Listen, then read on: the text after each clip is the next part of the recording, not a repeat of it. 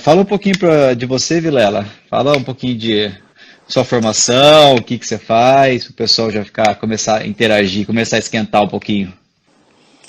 Tá, eu acredito que fui uma das pessoas pioneiras, né, na ancoragem esquelética aqui no Brasil. Então, pra você ter ideia, minha primeira publicação numa revista indexada, né, foi em 2004. E a história com a ancoragem esquelética, já tem alguns anos trabalhando com a ancoragem esquelética, é uma coisa que eu sempre me dediquei e sempre acreditei.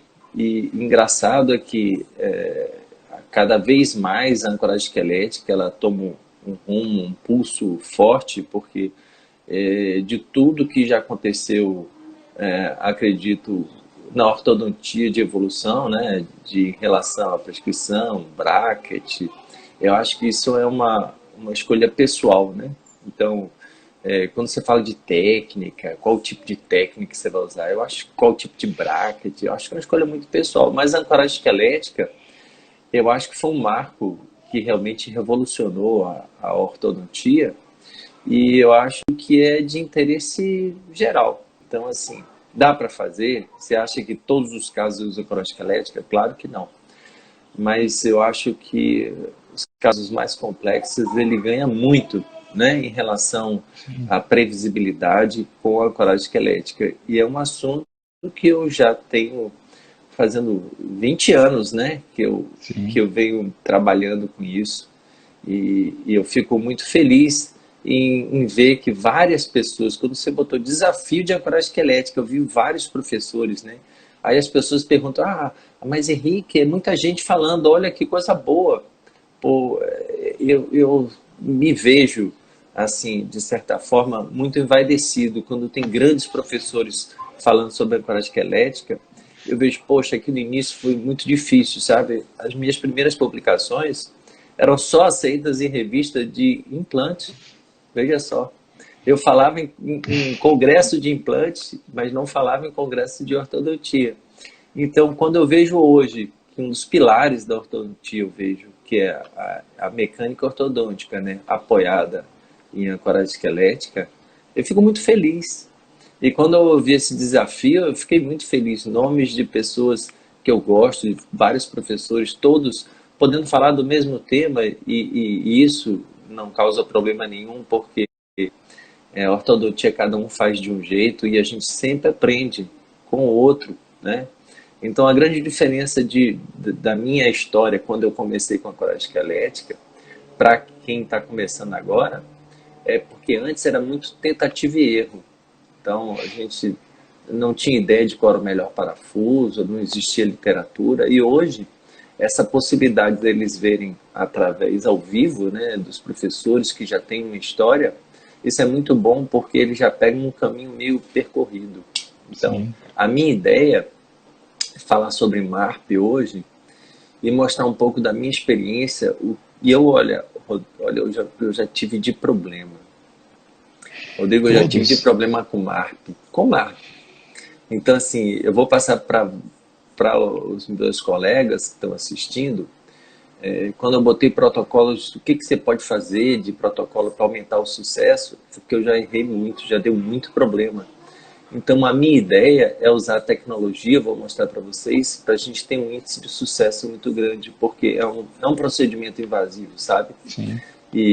Então, existe uma incerteza muito grande, né, de você ter êxito realmente da expansão apoiado na ancoragem esquelética.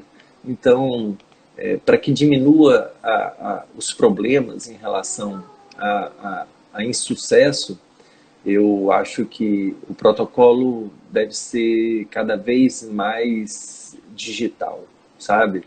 Você usar a tecnologia a seu favor para ter um acerto grande.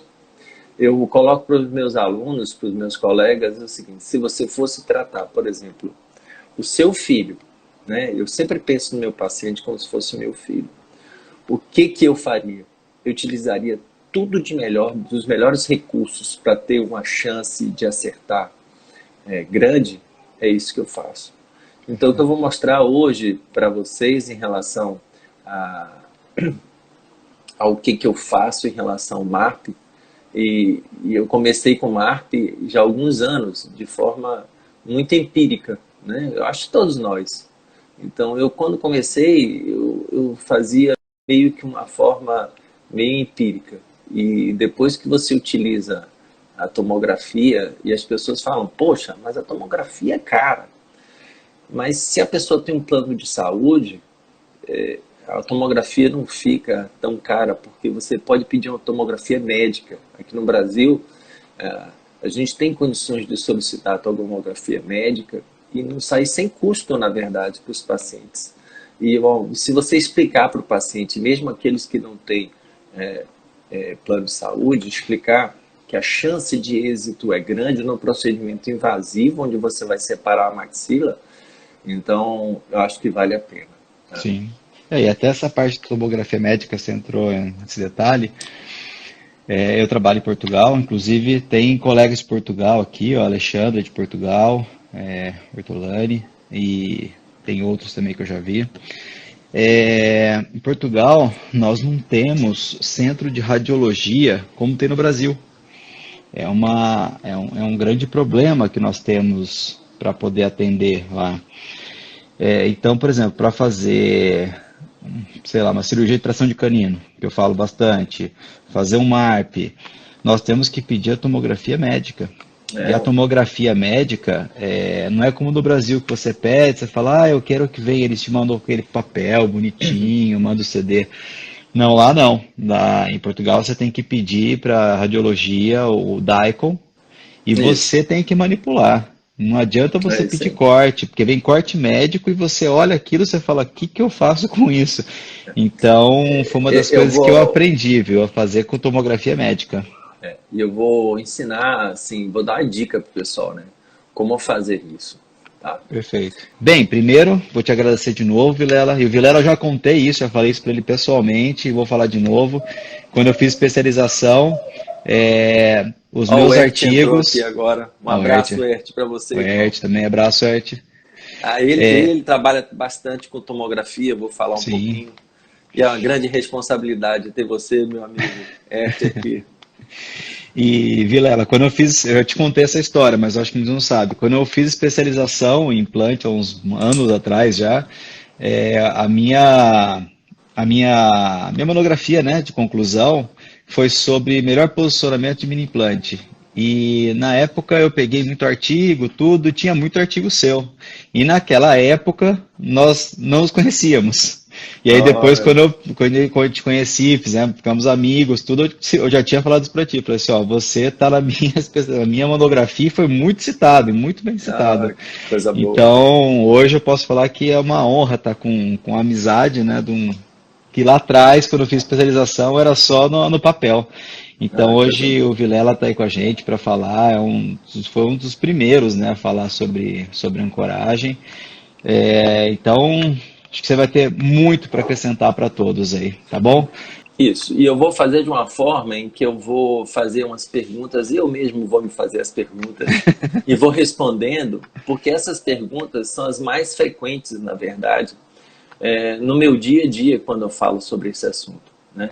E queria também deixar bem claro que existem pessoas tão bem qualificadas quanto eu, ou até mais, para falar sobre marketing, né? Então, assim, eu vou mostrar minha experiência pessoal. Eu aprendi com vários colegas, como o Suzuki, como o Júlio Gurgel. Então, assim, eu vou mostrar minha experiência pessoal e que difere, pelo que eu já ouvi, dos meus colegas. Não que seja a melhor forma, mas é a minha forma de trabalhar, tá ok? Então, eu vou sempre virar aqui para a tela e depois vou virar para mim, tá bom? E Perfeito, depois de duas perguntas que eu me fizer e eu mesmo responder, a gente vai abrir para perguntas, tá ok? perfeito. Então, assim, ó, para as pessoas que estão iniciando, assim, perguntam assim, olha, o que que é o MARP? Na verdade, é um disjuntor apoiado em parafusos, né? E qual o objetivo desse parafuso? Dar um apoio esquelético. Então, para minimizar o apoio dentário, o efeito dentário. Então, uma grande diferença dos meus aparelhos de MARP para os convencionais é que todos eles usam anéis e eu não uso anel. E isso é uma diferença muito grande. E o MARP, ele foi idealizado, né, vamos dar os créditos, né, pelo professor Wun Moon. Quem teve a possibilidade de assisti-lo, ele realmente é um nome ímpar nisso, né? E a ideia é você conseguir abrir a sutura, né, do paciente de forma meio paralela. A gente sabe que não é tão paralela, mas abrindo a sutura na região posterior, coisa que a gente não faz, não consegue fazer com os aparelhos convencionais. E reduzir o movimento dentário. Então, a primeira pergunta: por que, Henrique, você não coloca bandas? Porque eu acho, como eu já tive alguns problemas no passado, quando eu não consigo abrir a sutura mediana palatina, quando eu tenho banda, eu tenho uma sobrecarga muito grande nos molares. E se eu faço meu aparelho totalmente colado, o que acontece? Se a sutura não abre, essa resina começa a quebrar e o aparelho ele meio que desloca da boca. Então é uma estrutura que eu acho que a gente tem que ter segurança, porque você pergunta, por que hoje, por que a gente tem que usar o MARP? Por que hoje a gente usa o MARP, né, e antes a gente não usava? Na verdade, a expansão da sutura, a expansão da maxila, em pacientes na adolescência ou na fase adulta, a gente tem um imbricamento maior dessa sutura, o que inibe ou até impede a abertura da sutura mediana palatina. Então, se a gente for dar uma olhadinha na anatomia da sutura mediana palatina, nas crianças ela é completamente aberta. Então a gente tem aqui, ó, uma sutura aberta na região transversal. Então a gente tem 3 segmentos: anterior, médio e posterior do palato.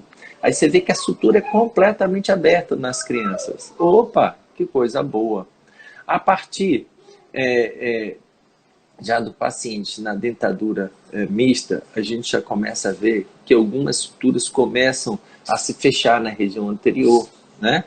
E o paciente adolescente, a gente já começa a ter o que a gente chama de pontes de ossificação, né? O que acontece com essas pontes de ossificação? Elas vão impedir a abertura da sutura palatina na região posterior. Então, quanto maior a idade, maior a tendência de solidificação, né, de fusão da sutura mediana palatina. Aqui, já um paciente adulto, você vê que na região posterior está completamente soldada a sutura. Então, isso aqui impede, e outras regiões anteriores, e aí ponte de ossificação.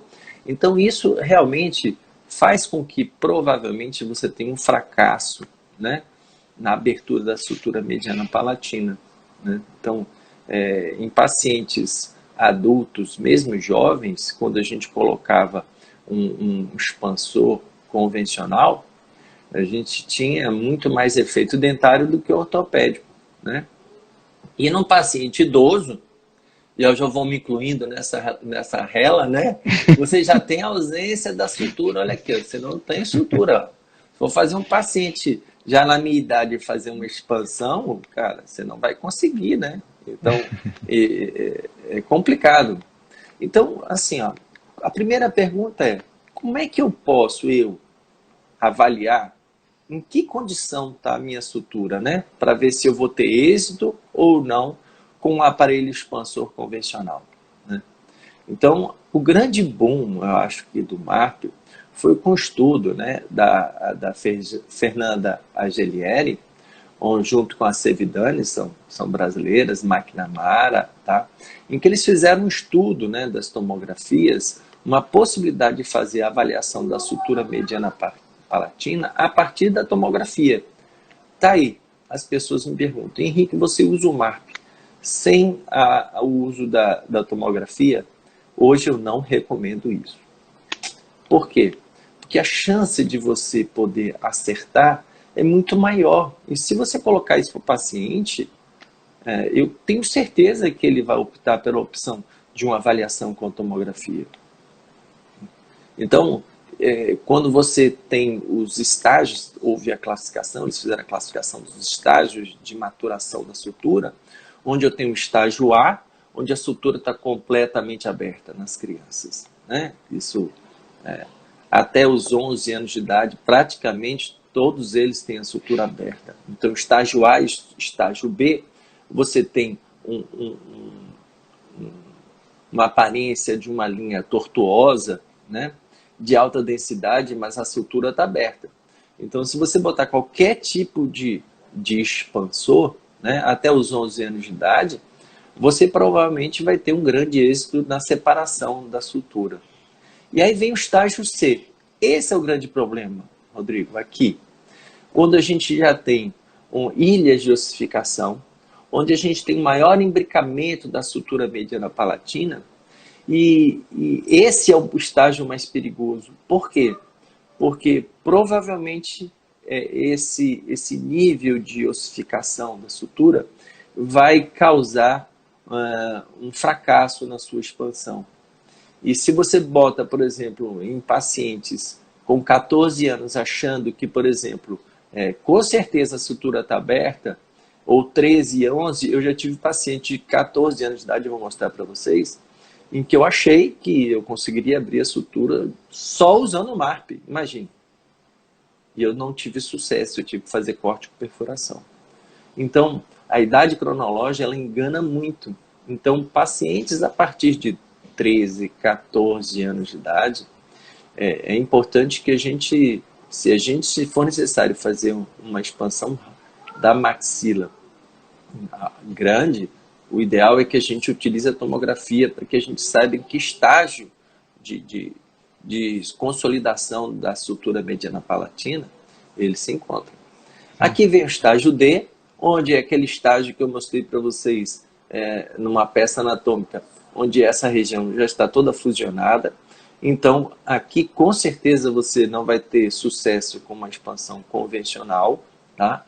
No estágio D, estágio C, alguns pacientes você pode até conseguir a separação da sutura com uma expansão convencional. O grande problema nesse momento aqui, Rodrigo, é que provavelmente você vai ter um efeito muito mais ortodôntico do que ortopédico, tá?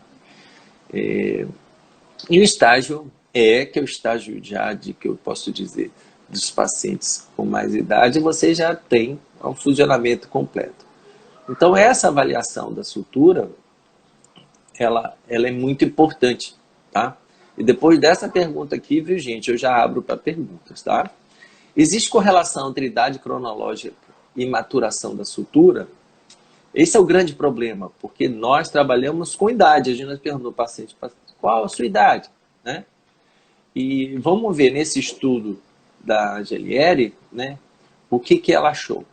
Ela encontrou em pacientes até 13 anos de idade suturas abertas, ó, estágio A, estágio B. Opa, 13 anos. Mas encontrou, por exemplo, pacientes com 11 anos de idade que já estavam no estágio C. Olha só, 11 anos de idade. Então, teoricamente, até 11 anos, todos estão abertos. Não é que estejam completamente abertos. Mas alguns pacientes, a partir dos 11 anos de idade, já têm algumas ossificações. Então, se eu quero fazer uma disjunção num paciente, por exemplo, de 12, 13 anos de idade, claro que eu vou ter com o aparelho convencional a separação da sutura. Mas a qualidade da separação que é importante. Talvez eu tenha mais efeitos dentários. Então, é complexo a gente fazer uma expansão num paciente como eu fazia antes, né? Paciente de 16 anos de idade, eu colocava o disjuntor convencional e dizia, pode abrir. Mas como todos nós fizemos isso. Opa, pode abrir, mas a chance de erro é grande e a chance de efeito dentário é muito grande. Então, olha que bacana. Ó. Então, em estágio C pode ser encontrado até os 18 anos. A fusão do estágio D aqui na região posterior foi encontrada em crianças de 11 anos. Olha que coisa, né? Apenas em meninas. E os meninos a partir de 14 anos de idade. Então, quem quiser um conselho, assim, a partir de 14 anos de idade, gente, quem precisar de fazer uma disjunção, não custa a gente fazer uma avaliação da sutura mediana palatina para que a gente possa ter um acerto. Pense assim, ó, se fosse meu filho, eu faria o quê? Eu faria uma avaliação da sutura para ver se eu teria êxito. Tá? Então, isso é muito importante. Então, eu coloquei essa classificação aqui, já é minha, né? Então, o que eu faço? Se eu tenho um estágio A e B da sutura aberta, eu posso fazer a expansão convencional. Se eu tenho o estágio C, eu tenho um provável insucesso com a expansão convencional. E se eu tenho estágio D, aí eu preciso utilizar o MARP. E daqui a pouco eu vou explicar quando eu uso o MARP, normalmente eu faço a perfuração. Por que eu faço? Eu vou explicar isso por que eu faço. E o estágio E, provavelmente você teria que fazer com apoio cirúrgico, tá bom? Então, o grande problema é entre o estágio C e o D, tá? E deixa eu virar aqui para vocês. E quando eu falo de tomografia, que mostra essas imagens, parece que é muito fácil. Não é. Muitas vezes, quando a gente vai fazer a avaliação da sutura, você fica na dúvida. Gente, isso é estágio C ou D? Ou D. Aí o que acontece? O grande pulo do professor é que quando ele mostra na aula, ele só mostra as imagens que estão claras. Mas nós, pobres mortais, professores, somos iguais a vocês. Nós temos dificuldades também na interpretação, principalmente que nós não somos radiologistas. Então, assim, se você já sabe manipular, e eu uso muito bem alguns programas de tomografia, porque o meu mestrado, a minha tese foi em cima de tomografia, então eu trabalho bem. Mas, assim, seria injusto com vocês dizer para vocês assim, todos sabem trabalhar com tomografia. Não. Mas aqui no Brasil, Milani, a gente tem uma vantagem. A gente tem vários centros de radiologia que eles classificam para a gente de maneira mais acertada. Imagina, um radiologista ele tem muito mais condições de avaliar a sutura do que nós. Então, vários centros de radiologia, eles avaliam para você como é que está essa sutura, né? Uhum. Então, você solicita a tomografia e encaminha para o centro de radiologia. E pede assim, vê por favor qual é o estágio de maturação da sutura. E muitos já têm esse serviço, pelo menos aqui em Salvador, tá? E nós aqui em Salvador estamos muito bem servidos de centro de documentação. Isso é um grande diferencial, tá? Rodrigo, você quer abrir para perguntas aí, que eu acho um bom momento. Eu até complemento isso daí, viu, Vilela? Brasil, na verdade, tem um dos melhores lugares do mundo em relação a centro de imagem. Vou te falar que quando eu cheguei em Portugal, quando eu comecei a trabalhar, minha grande dificuldade foi isso. Porque assim, por exemplo, meu consultório era na Avenida Paulista, ou seja, eu estava no coração de São Paulo. Então ali, eu precisava de documentação, eu mandava descer a Avenida Brigadeiro, estava a 1 quilômetro, tinha um centro de radiologia fantástico. Lá eles tinham Prexion, tinha o iCat, tinha o que você quisesse. Eu ligava lá e falava, preciso ir assim, assim, assim, assim o corte. Eles faziam. A documentação eu preciso desse jeito. Eles faziam. Então tudo que você precisava tinha lá. Um dia eu fui lá fazer a visita e conversar com eles, eu fiquei encantado. Eu falei, nossa, por isso que é muito rápido e muito simples.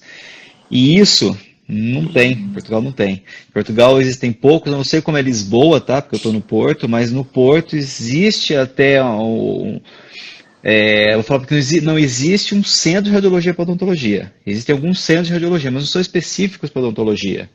E, então, assim, eu quero pedir uma tomografia, é médica. Isso que você está falando de avaliação, eu tenho 3 anos que eu estou lá trabalhando e, assim, eu tenho que fazer todas as avaliações. E eu fui aos poucos aprendendo a trabalhar com a documentação médica. Então, isso é uma realidade. O que você está falando é uma pura realidade, pura realidade.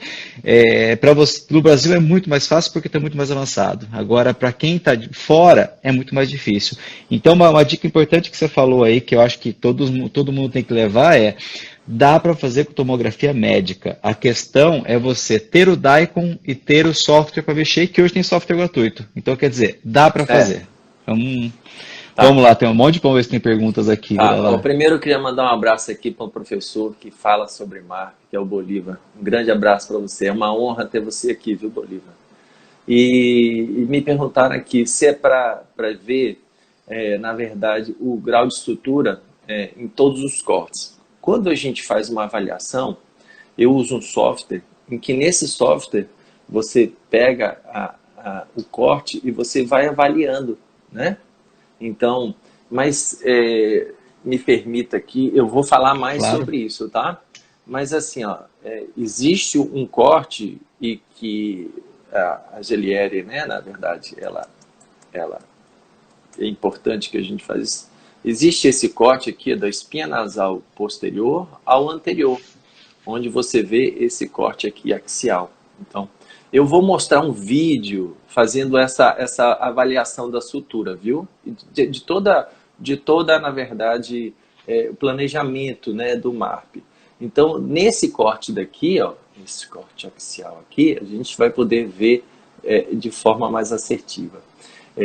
Mas mesmo fazendo esse corte, claro que a gente tem que descer um pouquinho mais e um pouquinho mais para cima. Então, é importante, né, que a gente faça uma avaliação. E assim, existem condições para que você avalie uma sutura, que eu falo brincando. Normalmente, quando a gente vai ver no computador, é uma dica, né, que eu digo para vocês, se você vai ver no computador num ambiente cheio de luz, normalmente você tem que estar numa sala mais escura. Você tem que ter um computador com excelente resolução. Primeiro que se você não tiver um computador de excelente capacidade, né, de memória, de processador, ele nem abre a tomografia. Né? Então, isso tudo... E você precisa ter a acuidade visual, você precisa estar treinado para ver. Então, assim, é possível você fazer? Mas assim, ó, veja que tem uma coisa muito boa que eu também vou falar nisso, que lá na UCLA eles usam em qualquer idade. Eu vou chegar lá, porque tem coisa para falar, viu? Mas assim, no dia que eu falei que eu usava em pacientes mais jovens, gente, quase que eu fui morto, né? Assim, mas eu vou explicar porque eu tenho uma casuística grande com pacientes jovens, que a gente tem um curso também lá em Ribeirão Preto, onde a gente fez isso. Então, o efeito dentário e a expansão na região posterior nos pacientes jovens é diferente da expansão convencional. Então, eu também concordo com isso. Mas é difícil falar isso, viu? É difícil falar isso. E eu acho Então que fala isso, você tem que ver realmente os níveis da sutura. da Tá? sutura. Estão Eu falando não aqui sei se... para abrir um centro de documentação em Portugal. Ó, eu já pedi tanto para tantos congressos aí, que tanto é que nós fomos no congresso lá do Horto Gotardo, tinha uma documentação lá, um centro, eu fui lá falar com eles, falei assim, abre em Portugal, porque não tem. Se vocês abrirem lá, eu vou ser o primeiro a mandar a documentação para vocês. Isso aí, legal. O Walter aí, perguntando aqui, ó. Você, Walter. Sim. A sutura, o Edson, ele pronte, professor Edson. Isso. A sutura você fica por invaginação? Eu acredito. Existem várias teorias, né? Mas a ossificação da sutura, há quem me colocou ultimamente, né? Que existe um estudo, na verdade, que o Leopoldino Capelosa fez, dizendo que assim, a sutura, né? Eu estou falando isso e ele não... o Lucas Basto aí, grande abraço. Assim, em alguns pacientes ele não se fecha nunca, né? O grande Marco Jansson, a praia está fechada, é isso mesmo, amigão. Mas assim, acredito que é por imbricamento e a sutura vai fechando. Em alguns autores falam que não fecha, tá? Em alguns pacientes não fecha. Mas acredito que sim, seja isso mesmo. Viu? Estão perguntando como faz o pedido no centro de tomografia. Como faz o pedido da tomografia no centro radiológico? Existem dois tipos de tomografia. A tomografia de cone beam e a tomografia multislice, que seria a médica. Tá? A diferença da tomografia médica para a de cone beam é a quantidade de radiação, que a médica multislice é maior, tá? E a cone beam é menor. E também, em compensação, você tem uma quantidade de informação, de arquivos, né, maiores na multislice. Então, você tem maior definição. Mas assim, você tem que solicitar no mínimo, né, a, a tomografia da maxila completa. O mínimo. Tá? Então, na tomografia médica, normalmente você pede a tomografia de face, né?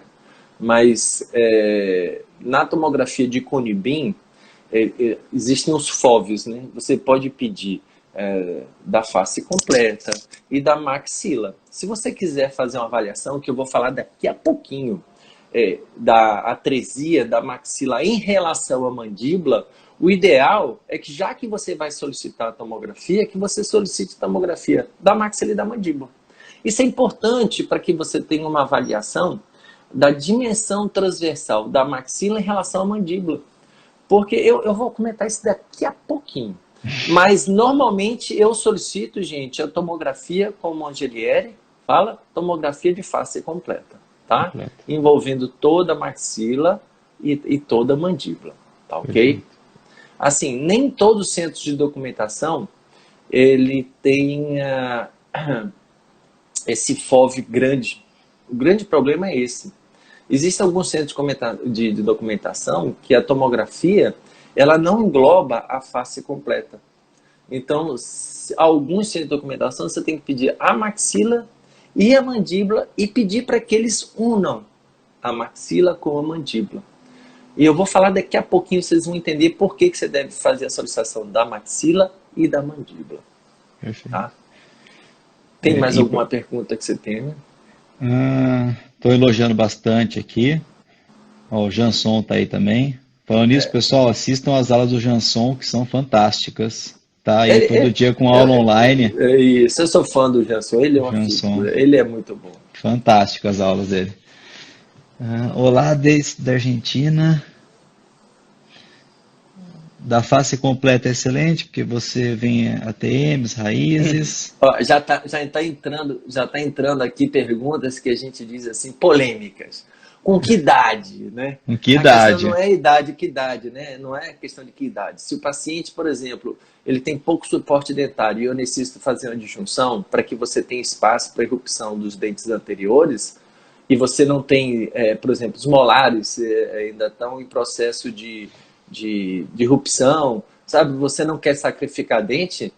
Gente, eu não entendo. Você colocar 2 ou 4 parafusos no palato, isso te ajuda muito. E eu vou falar um pouquinho, inclusive, sobre tração reversa utilizando parafuso. Se der, se o tempo der aqui. Vamos adiante, Rodrigo? Como vamos. É que eu te falei que tinha bastante pergunta.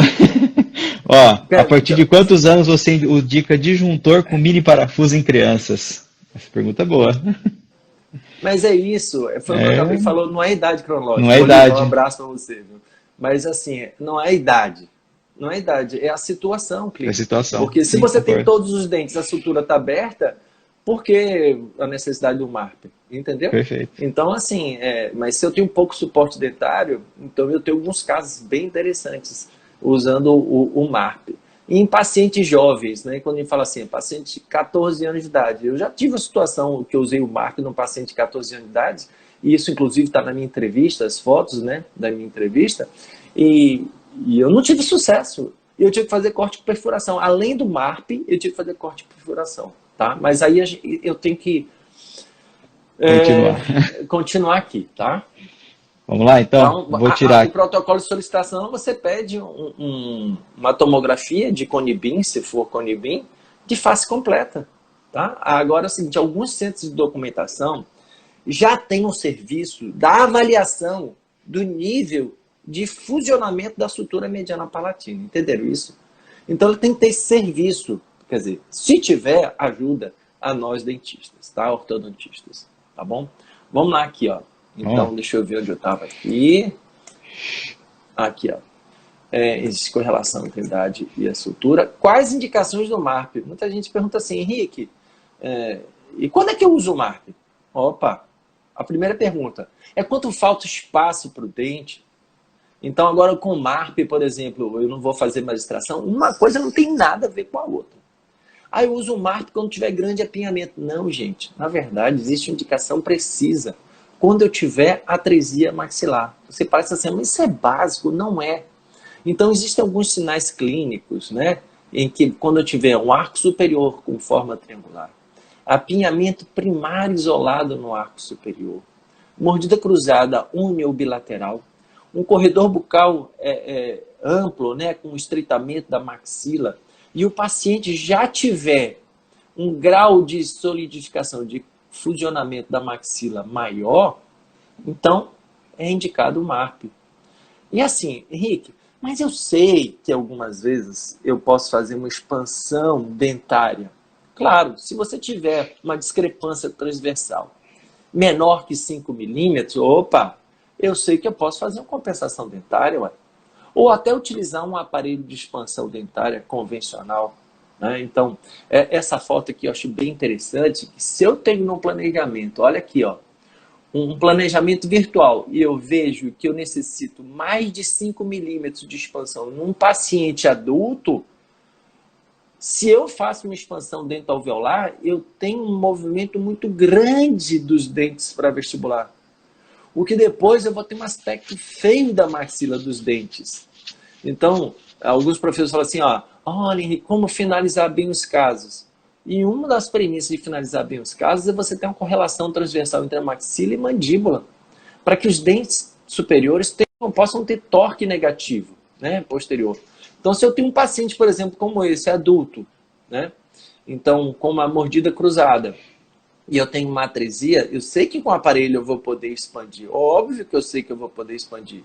Mas só que se eu fizer esse tipo de atitude, olha aqui, ó, eu fiz uma disjunção, né, utilizando o MARP, tá? E eu tenho uma expansão na maxila, e eu abri 11 milímetros essa maxila. Na verdade, esse diastema já fechou, mas ele abriu muito, ficou muito aberto. E eu, olha, os dentes não inclinaram para vestibular, eu sei que eu ganhei de base óssea nisso aqui. Então, a possibilidade de eu conseguir finalizar bem esse caso, né, tendo uma melhor correlação entre maxila e mandíbula, sem inclinações vestibulares dos dentes superiores, é muito grande. Então, e é uma coisa simples hoje em dia, mas se eu pegar um paciente, que esse paciente, por exemplo, tem 27 anos de idade, chegando na terceira década, e com certeza esse paciente tem fusionamento, né? Então você vê aqui umas linhas aqui, umas perfurações aqui, foi feito uma corte com perfuração. E olha o aparelho que eu uso hoje, ó, Milagre. Ele é todo colado. Entendeu? Porque se eu não tiver sucesso, esse aparelho quebra a resina completo e eu sei que a sutura não abriu. Eu não forço o molar, né? Porque a gente sabe que nem toda abertura tem um efeito ortopédico, né? Então eu tenho um efeito dentário. E isso aqui minimiza o efeito dentário, o torque na região das raízes, né? Então eu tenho uma expansão desse paciente que necessitava de uma expansão maior do que 5 milímetros, com resultado bem previsível. Por quê? Porque foi feito um planejamento virtual nesse paciente. Então, quando eu faço uma expansão lenta dentária, eu tenho uma inclinação dos dentes para vestibular, o que é ruim finalizar, né? Você não consegue dar torque negativo. A expansão rápida, eu tenho abertura da sutura nos pacientes jovens, né? Mas eu tenho um efeito dentário ainda. E a expansão com o MARP, óbvio que não é assim, isso aqui é só um desenho, né? Ele minimiza a movimentação dentária. Então, a ideia do MARP é você ter essa ancoragem esquelética para que a gente possa magnificar o efeito ortopédico. Então, por exemplo, uma paciente como essa aqui, que tem 20 anos de idade, olha só, ela é classe 1, né, dentária, e ela tem ausência de espaço na região anterior, ela tem uma deficiência maxilar, né, isso é comum nos pacientes. E aqui foi feita, ó, uma disjunção.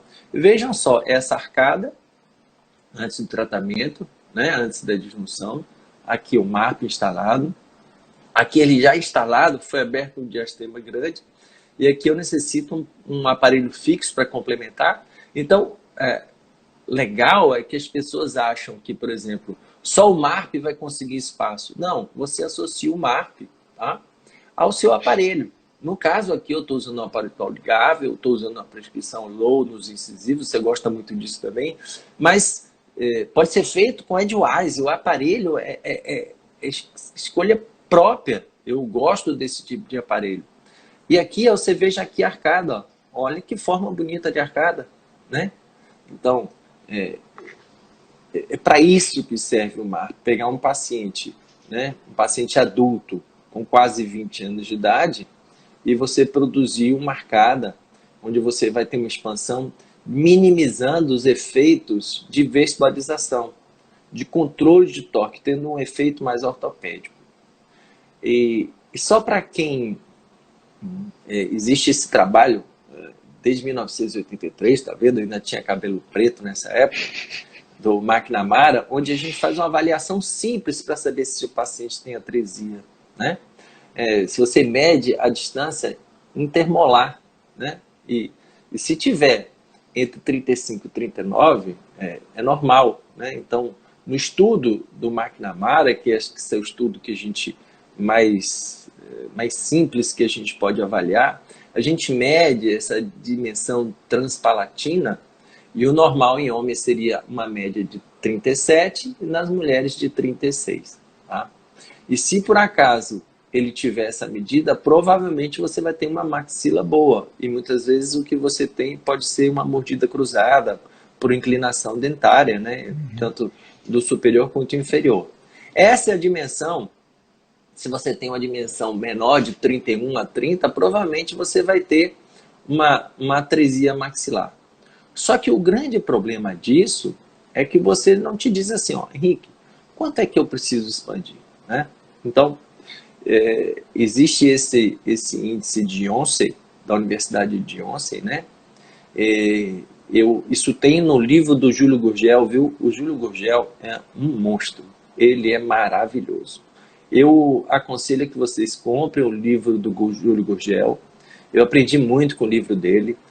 Pena que ele demorou de escrever esse livro. Eu falo, Júlio, você podia ter escrito isso 1 ano antes, 2 anos antes, que ajudava a minha vida, né? Mas é imperdível o livro dele. Quem quiser trabalhar com MARP, eu aconselho que vocês leiam o livro dele, tá? E aqui tem o índice de Yonsei, que avalia, na verdade, a correlação entre a maxila e a mandíbula. Então ele pega o centro de resistência da maxila, né, dos primeiros molares superiores, o centro de resistência, e o centro de resistência dos primeiros molares na mandíbula. Por que o centro de resistência? Porque se eu tiver inclinação dentária, esse centro de resistência ele não vai mudar, né? Então, se eu tenho uma mordida cruzada com uma vestibularização do molar inferior, né, uma inclinação para vestibular, e uma movimentação, uma inclinação do molar superior para a palatina, eu vou ter uma mordida cruzada, mas os centros de resistência eles não mudam. Então, o legal é você medir o centro de resistência, a distância entre o centro de resistência das maxilas e da mandíbula, para ver qual a relação entre eles. A da maxila, normalmente, ela tem que ser maior, né, ou igual ao da mandíbula, né? Então, e se for um pouco menor, 2 milímetros. Então, só para vocês entenderem como é feito isso, olha aqui, ó, eu peguei um paciente meu, né, e fiz a tomografia, tá, olha aqui, ó. O normal é isso aqui, ó. Tá? Você tem uma maxila maior do que a mandíbula. E quando você mede os centros de resistência, você não inclui as inclinações dentárias. Então eu posso ter uma mordida cruzada, mas o normal é isso aqui, ó, 50 milímetros da maxila, 44 a mandíbula. A maxila precisa ser maior do que a mandíbula. E como é que você pode avaliar, por exemplo, se a minha disjunção foi feita de maneira correta? Opa, você faz a tomografia primeiro de diagnóstico e depois você faz a segunda tomografia e avalia essa distância aqui, o quanto é que eu ganhei do centro de resistência, né? Isso é bem interessante. Então, eu preciso avaliar isso daqui, porque se eu tenho uma atresia, olha cá, estão vendo? Eu estou simulando uma atresia na maxila, olha aqui, ó, tá vendo?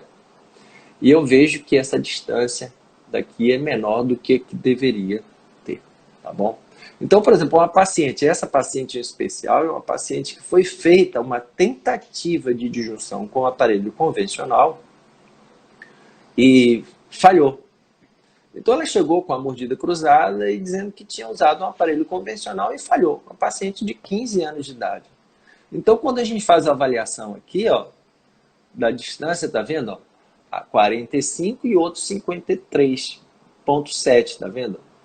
Então essa distância aqui é muito menor do que a inferior. Isso quer dizer que eu preciso fazer uma disjunção da maxila para que seja compatível com essa mandíbula que não é pequena. Então, muitas vezes eu vou medir aqui a distância intermolar nesse paciente e dá lá, 39. Pô, segundo o McNamara é bom. Não estou dizendo que é ruim a do McNamara, mas é só para vocês entenderem que vocês não podem avaliar a maxila individualmente em relação à mandíbula. Tem que ser a maxila compatível com a mandíbula. Não sei se estou me fazendo entender, mas... Tá perfeito. E outra aqui, ó, olha aqui, ó, quem perguntou do corte, eu tenho que fazer esse corte axial aqui, ó, espinha nasal anterior e posterior, e faço a avaliação.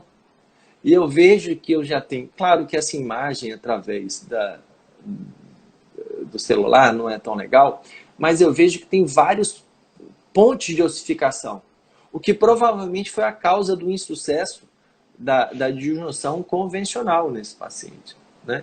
Então vem meu planejamento, eu vou falar um pouco mais de planejamento, onde eu vou posicionar o parafuso, os dois, o expansor de maneira mais adequada, isso que aumenta o índice de sucesso, tá?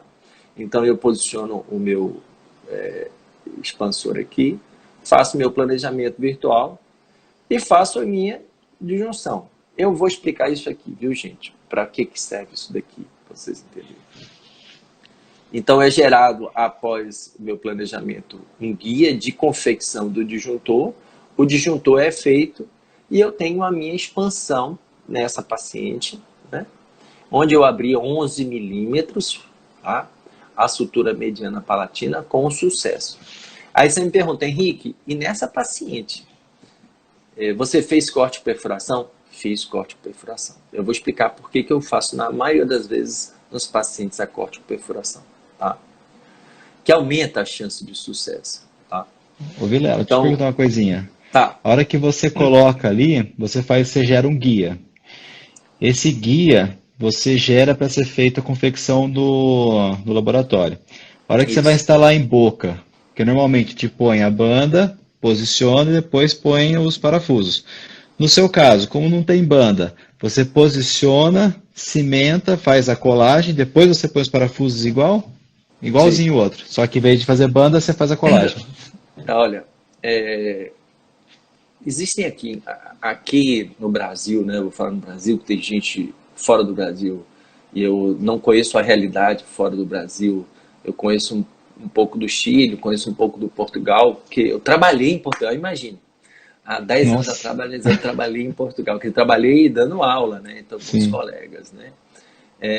Mas há mais de 10 anos.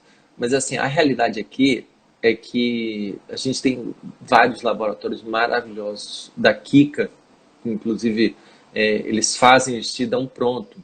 E uma coisa da Kika, o Walter estava até aqui agora, tá?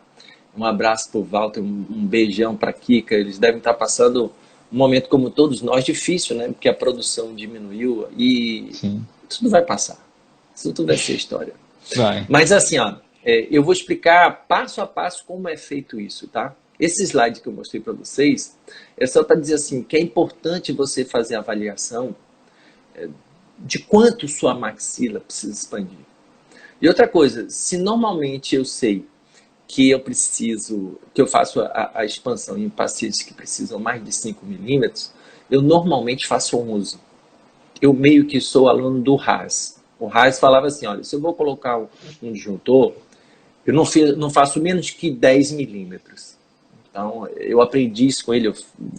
Inclusive, ele iria estar agora no Congresso Mineiro, né? E eu ia ter a chance de vê-lo, porque eu sou fã dele, eu tive curso com ele, e depois eu virei um fã incondicional da expansão rápida da maxila. Mas assim, ó, eu vou falar um pouco sobre esse aspecto laboratorial. Mas assim, a partir do planejamento, eu preciso confeccionar um guia, que esse guia, ele vai orientar o laboratório na confecção do MARP para que você consiga posicionar. A grande vantagem minha, grande vantagem, é que eu não uso banda. Existe até um artigo mostrando que você tem um estresse maior, né, quando usa banda, do que quando você não usa banda. Alguns professores acham que isso é bacana, porque você consegue acumular mais força na maxila. Eu vejo de forma negativa. Então, assim, é questão de interpretação do artigo. Então, assim, eu acho que o estresse precisa ser gerado nos parafusos. E quanto mais você soltar a maxila, melhor. Então, eu normalmente faço o MARP e faço a corte e perfuração, que é uma atitude extremamente simples. Eu vou mostrar para vocês. Tá? Não é legal você, acho que, abrir para perguntas agora? E se tiverem perguntas que eu sei que eu vou responder depois, eu vou ver se a gente consegue colocar para depois um pouquinho. Você usa guia para fazer a corte com perfuração? Não, não uso. Inclusive, eu vou falar um pouquinho de corte e perfuração que as pessoas... Daniel, um abraço para você, meu amigo. Assim, não uso guia, eu faço a corte e perfuração de uma maneira um pouco minha. Né? Eu vou falar sobre corte e perfuração. Existe diferença do giro rotacional mandibular mais em MARP no sistema convencional?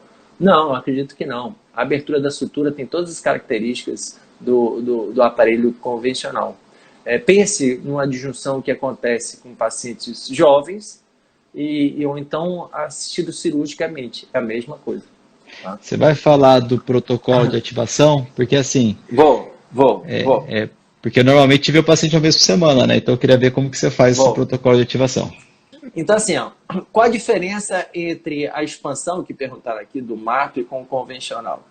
Quando a gente faz a expansão convencional em pacientes adultos jovens, acontece isso. Eu não tenho abertura na região posterior.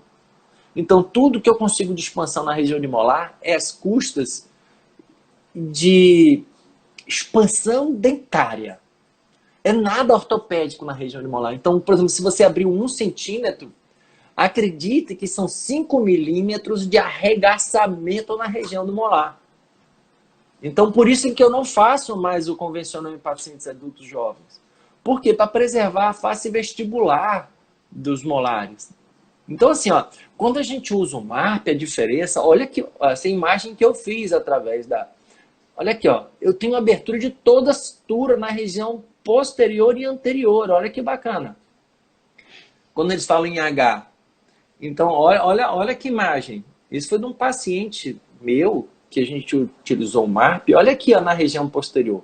Isso não acontece na disjunção convencional. Por isso que eu aboli a disjunção convencional. Olha que imagem bacana. Deixa eu passar aqui.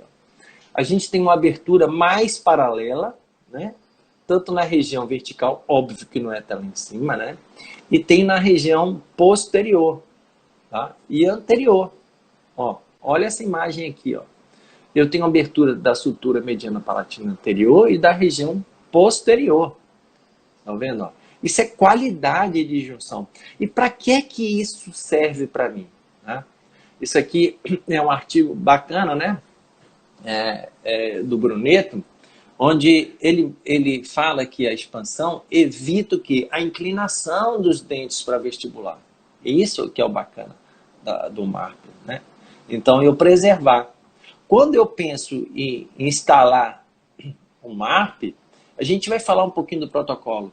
Eu tenho que instalar virtualmente, né? Primeiro, virtualmente, os parafusos nessa região anterior, onde eu tenho mais osso para ter um imbricamento mecânico melhor, e preciso avaliar virtualmente onde vai cair, onde vão ficar os 2 parafusos posteriores. Por quê, Rodrigo?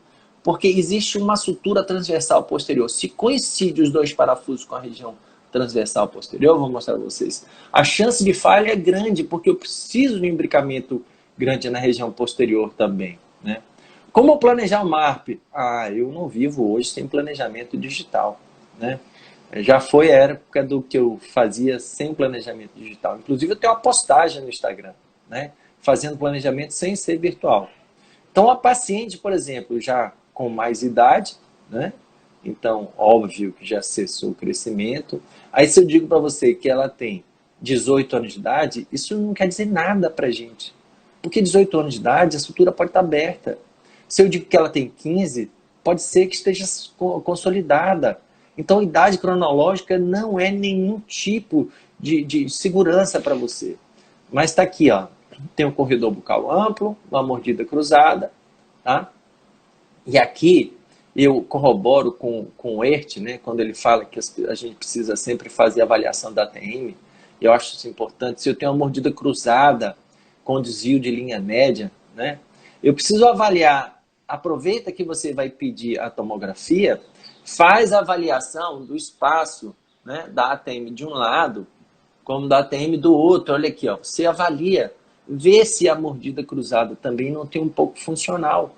Isso é interessante, porque se você sabe que quando você estudia a maxila, a mandíbula ela pode se posicionar melhor. Então, para a gente saber em que terreno a gente está. Se o caso é assimétrico, Rodrigo, eu tenho como protocolo sempre pedir a tomografia para ver as ATMs. Né? E se é caso de expansão, eu acho que a gente está na era, a gente está saindo um pouquinho da era das trevas, não é trevas, desculpa o termo, mas a gente está indo para a era da luz, né? Não é que seja trevas, mas algumas coisas eram muito obscuro. Então, pega uma paciente de quase 20 anos de idade, com a sutura mediana palatina completamente consolidada, e a gente faz essa avaliação através de um programa onde a gente pega os arquivos DICOM, né, incorpora os arquivos STL para que você veja o limite da mucosa, né, para você fazer um planejamento certo, né?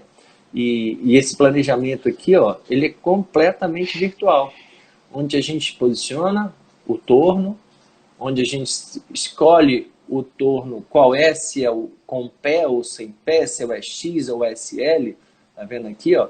Onde a gente vai planejar a instalação, olha, dos parafusos e a escolha, né, do tamanho do parafuso mais adequado, onde eu vou colocar esse parafuso, se é na região mais posterior, ó, eu não tenho osso disponível aqui, ó, e essa paciente tem bastante osso na região posterior e anterior, coisa boa. Eu posso virtualmente colocar, e olha que coisa interessante aqui, ó, Rodrigo, olha aqui, ó. Tem 2 parafusos na região anterior e 2 na região posterior. Se eu jogo um pouquinho mais para frente, eu caio, ó, na sutura transversal posterior da maxila. E isso, quando não é virtualmente, a gente não sabe, né? Então, a gente faz esse planejamento virtual, ó. Olha o planejamento todo virtual, selecionando o comprimento do corpo, selecionando o comprimento do perfil transmucoso, o tipo de torno, posicionando ele no lugar. Olha que interessante, olha esse aspecto aqui, ó. Se eu coloco esse parafuso um pouquinho mais para frente, ó, eu caio aonde? Na região da sutura. Se eu coloco aqui, ó, olha aqui, ó, eu tenho uma falha na maxila aqui nessa região. Então, eu tenho que selecionar o melhor local de instalação do parafuso de maneira virtual, né? Olha lá, tá? Selecionando o comprimento, tá? E aí eu venho e seleciono qual o torno. Existe o EX, que tem um pezinho para palatos mais estreitos, para que isso fique mais encostado no palato, né? E olha aqui, ó, a disjunção foi feita na paciente, ó, abertura aqui, com sucesso. E olha que interessante, a paciente tinha essa arcada mais estreita, né? Foi feita a disjunção, e aqui eu vou cortando o braço anterior, ó, eu não preciso mais do braço anterior para colocar minha mecânica, tá? Esse disjuntor, ele não precisa sair da boca do paciente, o ideal é que ele permaneça no mínimo durante 6 meses, para que eu tenha a estabilidade do ganho ortopédico. Então, alguns pacientes, eu estou passando mais tempo, olha aqui, ó, tem toda a minha arcada alinhada e o expansor está aqui, né? Então, o fato de eu não ter colocado banda, isso para mim não interfere, até ajuda, porque eu corto aqui, ó, e eu possibilito a manutenção do disjuntor na arcada e não tem nada, a minha mecânica segue.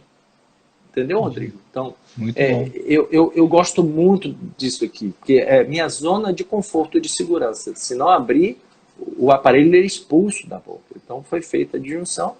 E, independente da disjunção, eu dei uma correlação, a linha média já do paciente já coincidiu, E ele, que era classe 1 de um lado, ele virou classe 2 dos dois lados. Por quê? Porque eu avaliei o espaço na tomografia, o espaço da articulação de um lado era maior que a do outro. Então eu tinha uma assimetria funcional. E agora começo a fazer aqui a retração do arco superior, que eu achei mais conveniente. E aqui um parafuso do IZC de um lado e outro parafuso do IZC do outro para corrigir a classe 2. Agora com uma correlação boa transversal da maxila, né? Então, em um paciente mais adulto também, olha aqui a gente fazendo um planejamento aqui, ó, um paciente mais adulto, né, com 20 e alguns anos de idade, mas o importante não é a idade, na verdade, é você avaliar aqui, ó, você vai ter que avaliar essa sutura, né? Você tem que avaliar essa sutura. Olha, eu já estou no estágio D, já tem ossificação, quer dizer, é ruim ver por aqui, você tem que ver isso. E o corte é esse aqui, ó. Estão vendo? Opa, desculpa. E o corte é esse aqui, ó. Estão vendo? Então, paciente no estágio D de sutura, paciente com mais idade, e o planejamento dele sendo feito colocando o arquivo STL em cima do arquivo DICOM, e é feito o planejamento virtual. Então, Você que faz esse planejamento? Pronto, eu vou dizer. Olha aqui a sutura transversal aqui. Eu não posso colocar esse aparelho, o torno, mais para a região posterior. Eu tenho que colocar na região mais anterior. Tá vendo? Porque aqui eu não tenho osso. E a gente não consegue ver isso a olho nu. Só com uma tomografia que a gente consegue avaliar. Tá? É importante fazer o planejamento transpassando aqui, ó, a ponta do parafuso aqui, ó, para a cavidade nasal, que é o que é preconizado lá na UCLA, né? Você tem que transpassar. E aqui eu tenho uma visão, né? E aí alguns de vocês devem estar... Olha, deixa eu voltar aqui. Alguns de vocês devem estar perguntando assim, cara, mas eu não sei fazer isso. Eu não sei mexer. Agora azedou. Você envia para qualquer centro que faça isso. E outra coisa, por exemplo, quem fez esses planejamentos aqui? Foi o pessoal da Compass. Mas eu não moro em Belo Horizonte, eu também não. Isso bom disso que é tudo virtual. Então, existem outros centros que fazem esse planejamento? Fazem. Mas Henrique, eu não quero pagar o frete do cara que faz o aparelho lá em São Paulo, em Belo Horizonte. Não precisa. Eles vão planejar para você, vão te enviar o arquivo DICOM, ou desculpa, STL, do guia, e você vai imprimir na sua cidade, e o seu técnico de laboratório vai fazer. Claro que precisa ter uma solda, né, a laser, porque quando você prototipa, você é resina, então não pode colocar maçarico. Mas tem gente que pega, imprime e transforma no modelo de gesso aquilo ali, né? Então, isso você pode fazer com o seu laboratório, né? Então, existem maneiras de você pegar um modelo de acrílico e transformar em modelo de gesso. Mas a chance de sucesso é maior quando não se banda. Tem muito erro na hora da transferência. Você tem que afastar o dente para poder escanear, para depois colocar a banda, tem que botar a banda, mandar a banda. Gente, apesar de eu morar na Bahia, ter várias bandas aqui, eu não gosto do uso de banda. Tá? Quando precisa, eu tenho que usar, né? Mas assim, não vejo o porquê dessa complicação. Mas quem pode fazer esse marco para você? Pode ser a Kika, pode ser o pessoal da Compass, devem ter laboratórios na sua região que podem fazer. Mas o bom é que isso tudo é virtual. Sim. Você aí, Rodrigo, você aí, lá na França, em Lyon, você pode fazer o planejamento na Compass. Entendi. Você envia os arquivos DICOM, envia o arquivo STL, eles fazem um planejamento. E outra coisa, você sabe qual é o bom do planejamento da Compass? É que você marca, olha, eu quero, Diogo, fazer com você o planejamento às 2h da tarde, um dia tal. Você lá em Lyon, meu filho, não precisa nem falar francês. E você conversa com ele, e ele faz o planejamento e te manda o arquivo STL. Muito bom. Você manda para ele, então na verdade você manda para ele o DICOM e o STL, ele faz o planejamento e te manda junto os dois. Estou te perguntando qual... Sempre faço junto com ele. Sim. E Aí o você tem que ter bom, os dois, Daikon e STL, mandar os dois para ele poder fazer o planejamento. Interessante esse. exatamente. E outra Entendi. coisa, ele faz numa rapidez que você, meu amigo, vai demorar 10 anos para fazer na rapidez dele. Ah, mas eu sei mexer no programa. Sim, vai mexer. Vai demorar um dia inteiro, vai namorar, vai praticar esporte e deixa que ele planeja. Agora planeja junto com ele. Mas muitos vão perguntar sobre aonde que faz. Depois você só me passa onde que é o Tá, Compass, que daí a gente tá. deixa na descrição mais para frente É e as pessoas podem. compass3d.com.br, Aí eles tá? entram, porque daí a gente deixa na Tá, descrição e eles já entram, mais tá. fácil. Eu vou mostrar um vídeo para vocês aqui, ó. Vou mostrar um vídeo para vocês aqui de como é feito esse planejamento. Olha eles fazem. Claro que aqui está de maneira ao planejamento. Eles pegam o arquivo Daikon, tá? Transformam no volume, óbvio, um volume, né? Olha aqui, ele já vendo aqui a sutura, avaliando aqui a sutura, onde está ali a sutura transversa ali, ó.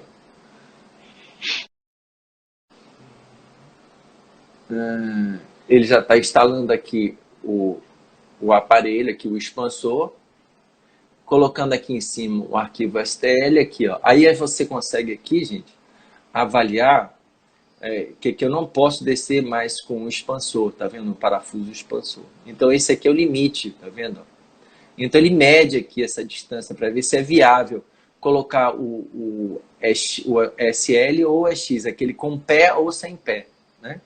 Então aqui, ó, esse é o planejamento, né? Então, tá aqui. Então enquanto ele tá passando aqui, ó, tá instalando virtualmente o expansor, olha lá, ó, tá vendo? Você tá olhando e tá dando seu palpite. Onde é que tá? Como é que tá? Ele vem, coloca o parafuso e olha lá. Então esse aqui, ó,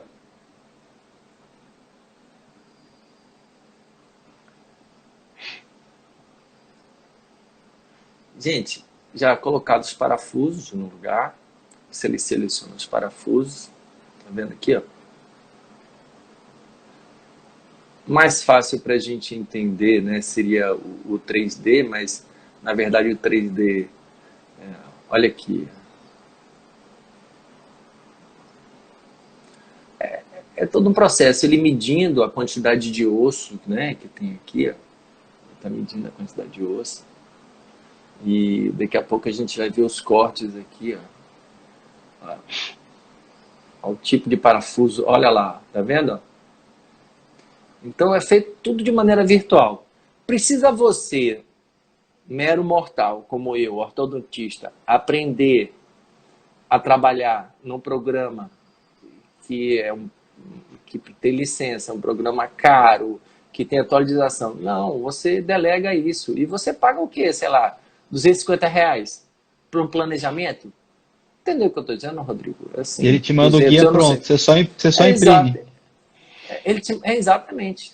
Acabou o planejamento, ele planejou, né, a instalação do parafuso, a gente consegue ver o parafuso, a maxila. Olha que interessante, tá vendo? A gente consegue ver tudo direitinho. E se você faz esse planejamento virtual, a chance de sucesso é maior. Você pegar um paciente com mais de 20 anos de idade, né? E olha aqui como está a maxila dele. Entendeu isso? Sim, perfeito. É grande, né?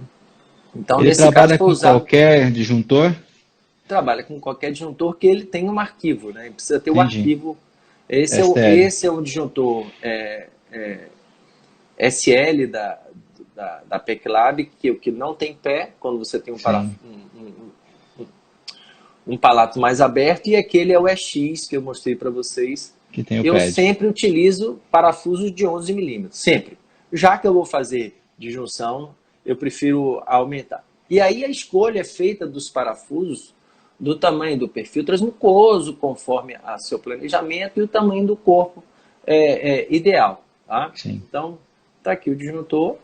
Olha como foi feito no paciente. Você acredita que esses pacientes de quase 30 anos de idade, né? Você arregaça a maxila, de cima a baixo. Agora, detalhe, todos esses pacientes eu fiz corte com perfuração. Todos. Todos eles. Tá? E pode ser utilizado parafusos em crianças? Pode. Principalmente se você vai fazer uma tração reversa. Eu tenho um paciente, por exemplo, que ele tem uma deficiência maxilar. E olha aqui, eu boto 2 parafusos, aqui é o inverso, né? Eu boto o parafuso, depois que eu boto o parafuso eu escaneio ou eu moldo e coloco 2 parafusos na minha moldagem, não esses, né? Outros usados ou similar, né? E aí construo um aparelho, ó. Esse disjuntor, ele é apoiado nesses parafusos, né? Para poder eu ter uma ancoragem esquelética para tracionar a maxila e impedir a migração mesial dos dentes. Então, a ancoragem esquelética feita em crianças, tá? Aqui. Então, aqui, ó. Isso aqui é associado à máscara facial, tá vendo? E aqui, qual é o benefício da gente fazer essa disjunção apoiada no parafuso em relação ao convencional? Mas, Henrique, qual é? Porque ó, você vê que eu nem abri a sutura. Tá vendo?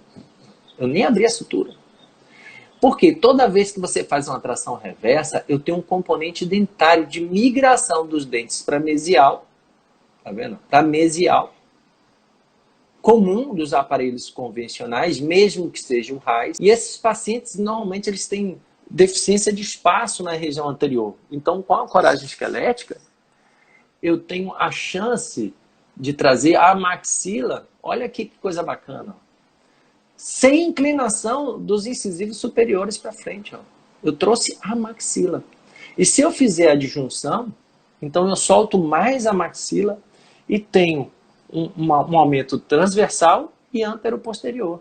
Né? Então, eu vou soltando um pouco a maxila e vou usando a máscara. Né? Existe um aparelho chamado Alt-Ramec, em que é idealizado que você abra a sutura e feche a sutura. Abre a sutura e fecha a sutura para aliviar a sutura, para que a maxila fique solta para vir para frente. Você pode fazer com isso. Só que você elimina o efeito de migração dos dentes para mesial. Tá? Então, isso é bem legal. Você abre um pouco a sutura e fecha a sutura. Abre um pouco a sutura. Agora, nesse aparelho, você precisa ter cuidado para que o aparelho não morda a mucosa. Com isso, você solta a maxila e traz a maxila sem efeito dental-alveolar. Isso é fantástico. Então, para quem acha que os parafusos não podem ser usados em crianças, podem sim, principalmente, olha que bacana, olha aqui, eu tenho uma migração, olha aqui, os dentes, os incisivos, eles estão com a mesma inclinação dentária, né? Olha aqui, eu não tive um efeito, os mesmos diastemas continuaram, então isso é bem interessante, sabe? Então isso a gente utiliza aí em crianças também, e o efeito é o mesmo, você vai ter uma rotação da mandíbula, né, no sentido horário. E se eu quiser, por exemplo, ter mais avanço de maxila, eu já espero os caninos inferiores irromperem, eu uso as mini placas no arco inferior e faço a utilização das mini placas inferiores, que eu utilizo muito as mini placas no arco inferior para tratamento da classe 3. Utilizo muito, muito, muito. Mas esse não é o tema é MARP. Então o MARP ele pode ser também utilizado para auxiliar nas mesializações da maxila. E as pessoas perguntam, como é que eu faço essa corte e perfuração na sutura mediana palatina? Né? Alexandre Magno, lá de BH, de Belo Horizonte, meu amigo Alexandre Magno. Então, eu hoje utilizo uma fresa, que essa fresa ela tem um stop aqui, então ela é 6 milímetros de comprimento por 1,5 milímetros de diâmetro, então isso dá muita segurança, porque a pessoa, gente, eu vou fresar o palato do paciente. Pode ser feito de 2 em 2 milímetros, tá? Então o ideal é que se faça, quem usar o motor, né, para poder fazer essa corte e perfuração. E esse é um paciente interessante, viu, Rodrigo? Que eu tinha tentado fazer a adjunção sem a corte e perfuração, não tive sucesso, um menino de 14 anos de idade, o aparelho deslocou, ele quebrou da boca, né? E aí depois que eu fiz a corte com perfuração nele, né, ele abriu a sutura, igual a manteiga, igual a manteiga. Então assim, ó, por que é que eu vou... Isso aqui já é uma instalação de um MARP, já é um procedimento invasivo. O paciente já está com o palato anestesiado. Eu vou instalar 4 parafusos. O que me custa fazer a corte com perfuração? Né? É um procedimento extremamente rápido e simples para nós ortodontistas. Pode ser feito com motor de implante, tá? Então é com 1.500 RPMs.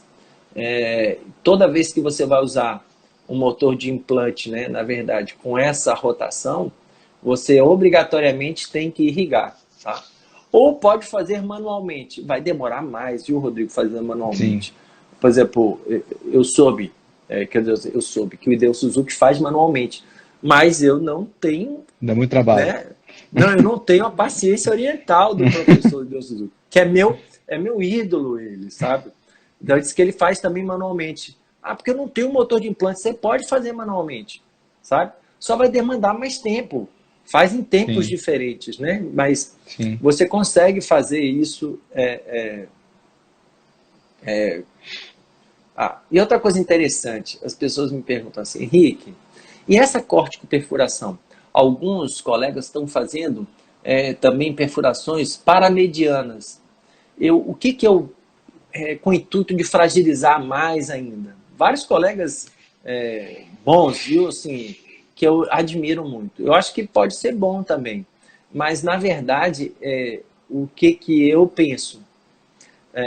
Se você vê na tomografia, né, como é a sutura mediana palatina, a região onde tem a possibilidade de você fazer a separação da sutura, né?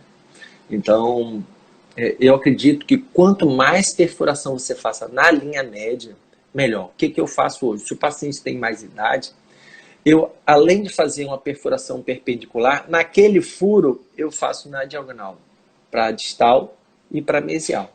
Então eu vou 2 milímetros, perfuro, faço para mesial e para distal. Ao invés de fazer mais furos paramedianamente, que na minha cabeça, de uma pessoa com mais idade, né? Então os mais jovens podem ver razão para fazer isso.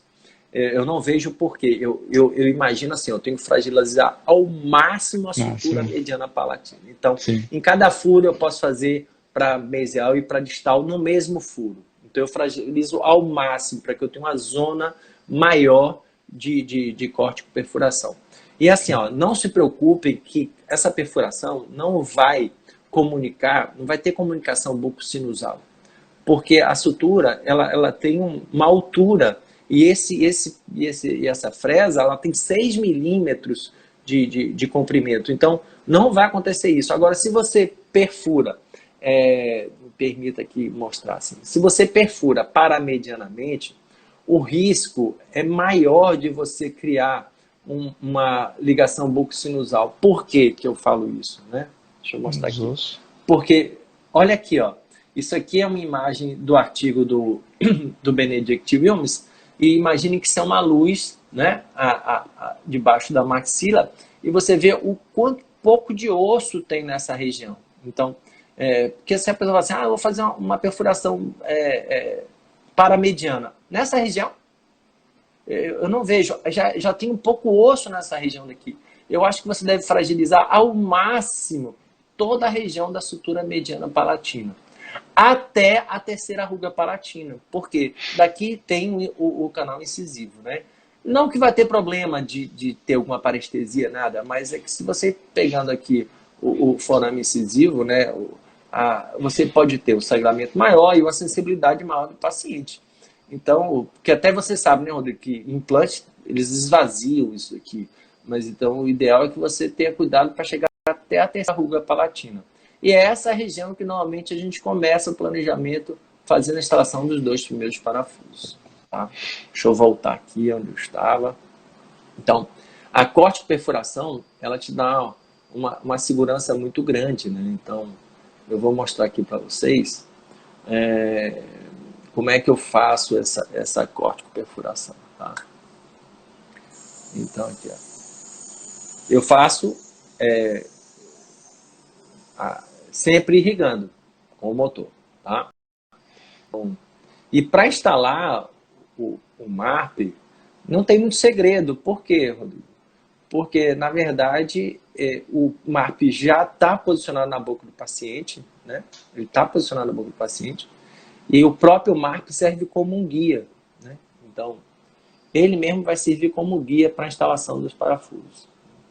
Então, você pega o parafuso, né? Você vai encaixar ele na sua chave manual, é tudo feito manualmente, a instalação. Tá? Então, eu começo sempre instalando na região anterior e instalo primeiro esse parafuso na região, depois na posterior do outro lado, na anterior e depois na posterior, em X, para não desestabilizar. E eu nunca dou o aperto todo final do parafuso até o final, né? Então, é igual colocar uma roda de carro, né? A gente instala, mas deixa para dar esses apertos finalzinhos só já no final. Olha, instalando manualmente, tá? O parafuso. Isso, óbvio, depois de um corte por perfuração. Eu hoje tenho como protocolo sempre fazer corte por perfuração, tá? Para facilitar, aumentar minha chance de sucesso. Então, eu coloquei na região anterior, posterior eu venho aqui para cima, tá? Para a região anterior, e depois faço em X na região posterior. As pessoas me dizem, Henrique, mas não teria que ser o cirurgião bucomaxilo para fazer isso? Não, acredite, nós, ortodontistas, sabemos anestesiar. Nós temos capacidade de fazer isso aqui. Olha lá, o último parafuso, tá? Fazendo a instalação.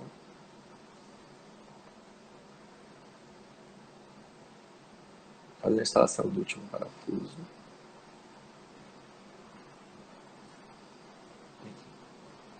E esse é o modelo de MARP que eu uso atualmente, né? Quem faz é até o laboratório aqui em Salvador, que ele tem, do Márcio Vina, ele tem uma solda laser. Então eu consegui essas peças que são bases de brackets, então, e ele solda essa estrutura daqui, tá? Para poder... E a instalação é feita assim, na região anterior, vou para a posterior, vou para a região anterior, sempre em X. Sempre deixando para dar o aperto final, tá? Mas no final mesmo, para não desestabilizar. E só para explicar melhor a parte do laboratório aqui, essa parte aqui que você me perguntou, tá?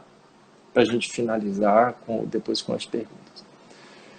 Então, assim, ó, tem um paciente, eu peço o escaneamento da arcada, ou moldo e peço o escaneamento do modelo. Esse modelo digital, o STL, é incorporado ao DICOM, com a tomografia, para que a gente tenha a definição da altura de mucosa, volume de mucosa. Depois daquele planejamento que vocês viram, é gerado um arquivo STL, esse arquivo é virtual, pode ir para a França, tá? E aí, Rodrigo, você aí mesmo, olha que bacana, tá vendo? A depender do parafuso turno que você use, ele tem um encaixe próprio, tá vendo? Aqui que também tem um encaixe lá deles, tá? E isso aqui pode ser enviado para Kika, pode ser enviado lá para Compass, pode ser... E é o que acontece, é confeccionado, olha aqui, a partir desse arquivo, esse modelo aqui, que vai ser colocado o expansor e o laboratório vai fazer o aparelho, que esse aparelho, ele mesmo vai servir de guia para a instalação dos parafusos. Tá? Perfeito. Vamos abrir para perguntas agora, que eu acho que a carga teórica foi. Tá? Agora é só responder aquilo que eu souber, viu? Que eu souber. Se eu souber, depois eu pergunto a quem sabe mais. Tem bastante pergunta, hein? Vamos lá. Vamos lá. Só aqui eu estou vendo 17, vamos lá. A ativação do MARP é igual à ativação do disjuntor convencional? Não. Eu estava isso aqui no slide, eu pulei, viu? Não é do convencional. O que acontece? Por que a gente faz a disjunção tão rápida, né, com o disjuntor convencional? Por que a gente vai direto? Porque a gente precisa acumular força para inibir o movimento dentário, para que dê tempo que o aparelho suportado no dente não movimente o dente. Por isso que a disjunção ela é tão rápida, convencional. Aqui não. Eu tenho 4 parafusos. E a gente sabe que um dos fatores piores para a estabilidade do parafuso é um acúmulo de força exagerada. Vai ter esse acúmulo de força exagerada. Não tenha dúvida. Por isso é que a gente precisa avaliar o melhor tipo de osso para a gente poder fazer a instalação desses parafusos. Mas a ativação eu faço um quarto de volta de manhã e um quarto de volta à noite. Na convencional eu faço 2 quartos de manhã, 2 de noite. 2 quartos de manhã, 2 de noite. Meu amigo Marco Pádua, um abraço para você, meu amigo. Francisco, gente, tanta gente boa fazendo pergunta. Eu tenho que responder a pergunta do Francisco, do Erte, que já me fez aí pergunta. Vá. Qual que é o Mas a ativação é mais lenta. É mais lenta porque agora eu não tenho a necessidade de acumular tanta força para inibir o movimento dentário, porque eu tenho um apoio esquelético. Então, assim, tem gente que faz um quarto de volta por dia. Tem gente que faz um quarto de manhã e de noite. Eu fazia um quarto por dia. Qual o grande problema? Que o tempo de ativação do parafuso fica enorme, entendeu? Então passam de 30 dias. Isso clinicamente é terrível. Então eu acelerei o processo de ativação para clinicamente ficar viável. Isso é uma visão do clínico. Então eu faço um quarto de manhã, um quarto à noite, um quarto de manhã, um quarto à noite, um quarto. E sempre você precisa medir o quanto abriu, porque você tem aquela relação, um quarto de milímetro por ativação. Mas nem sempre a pessoa ativa do jeito que você quer. Então você precisa medir com o paquímetro quanto realmente foi aberta a sutura, o seu disjuntor. Você tem que medir com o paquímetro. Tá? Vamos mais para a pergunta aí. Você usa torquímetro na fase final de instalação e quantos newtons você usa no final? Não precisa usar torquímetro. Não precisa. Entenda, o grande risco na hora de você instalar o parafuso é você, por exemplo, usar uma alavanca e utilizar mais força do que deve. Não existe na maxila um osso tão poderoso capaz de fraturar esse parafuso. A maxila, o osso é outro, entendeu? Então, assim, é outro. Então, o grande problema é você dar voltas no parafuso em vão. Porque se você, como eu digo em vão, a cabeça do parafuso encostou no MARP, pare de ativar. Por quê? Porque se você continuar ativando, ele vai espanar o osso e vai perder estabilidade. Então, assim, a leitura de torque não é necessária. Não existe, pelo menos na minha experiência clínica, tá? Uma quantidade de resistência óssea suficiente para poder fraturar o parafuso, que o medo de usar um torquímetro é você medir a força a ponto de não fraturar o parafuso. Então, acredito que não precise do torquímetro, mas ele serve como um bom braço de alavanca, que muitas vezes fica mais pesado. Tá? Então, esse sistema da PECLAB tem um torquímetro associado para a cabeça. É interessante. Tá? Vai mais pergunta. O Ert perguntou alguma coisa? Tem algum protocolo medicamentoso? Pronto. Eu dou analgésico. Analgésico. Só analgésico. Vamos ver aqui. Sempre que tem atomo e o STL você chama de MARP Guide? Não. O termo MARP Guide guide é de guia. Então, o que é confeccionado a partir dessa junção se chama MARP Guide. Tá? Seria guia para a instalação do MARP. Na verdade, eu não faço MARP Guide. Eu faço um MARP Guide para o laboratório. Para o laboratório. Você faz para ficar embaixo confecção, né? Porque você não faz banda. Isso. Eu faço para o laboratório. Tá? Então, o laboratório faz... Você não leva para a boca, você faz só no laboratório. Eu vi algumas perguntas, eu acho que... tem uma pergunta do Walter aqui, ó. Grande Walter, Yared, abraço, Walter. Você faz como você faz anestesia para corticotomia? Anestesia? Infiltrativa. Infiltrativa. Eu tenho uma técnica bem legal, cara. Assim, ó, vocês já anestesiaram o palato? É meio chato. Muito.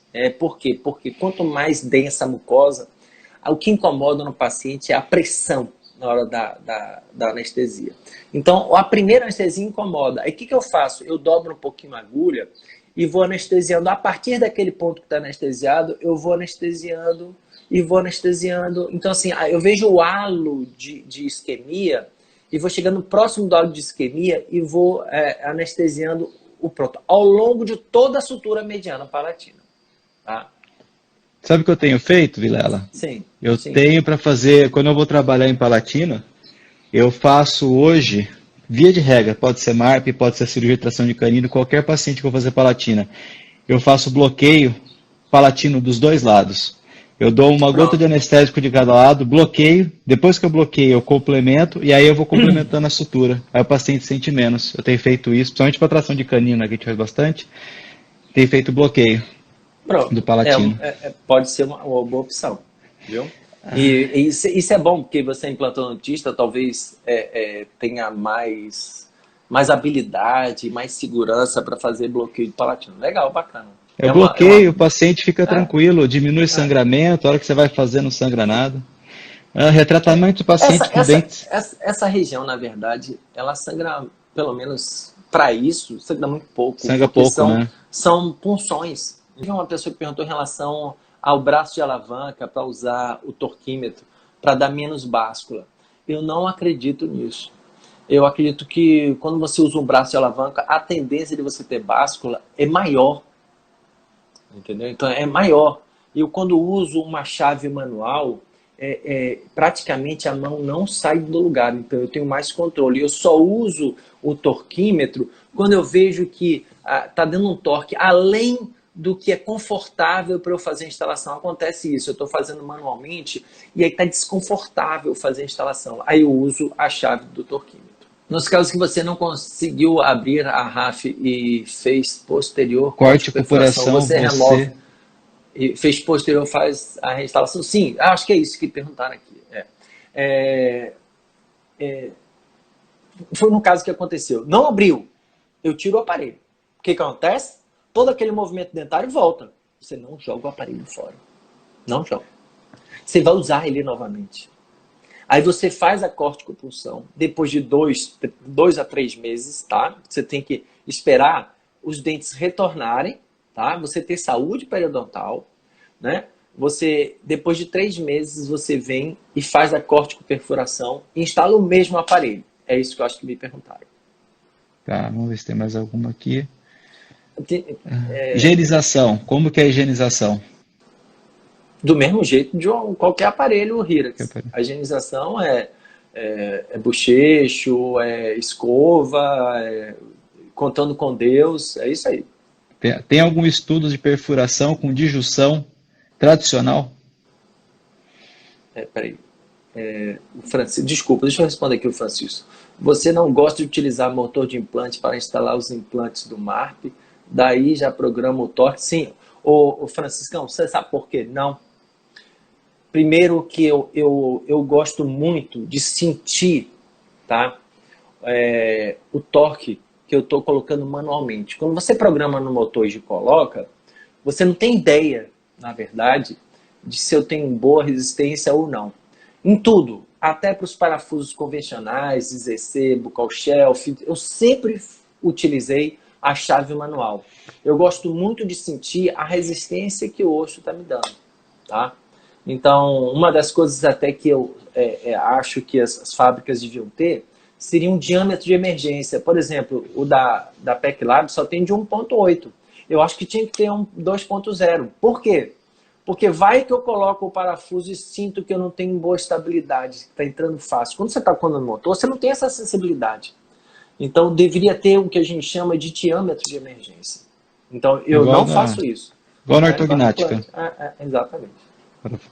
Paciente em estágio E de sutura, você faz corticopperfuração em um quarto dia ou descarta a MARP e caminha para o SARP?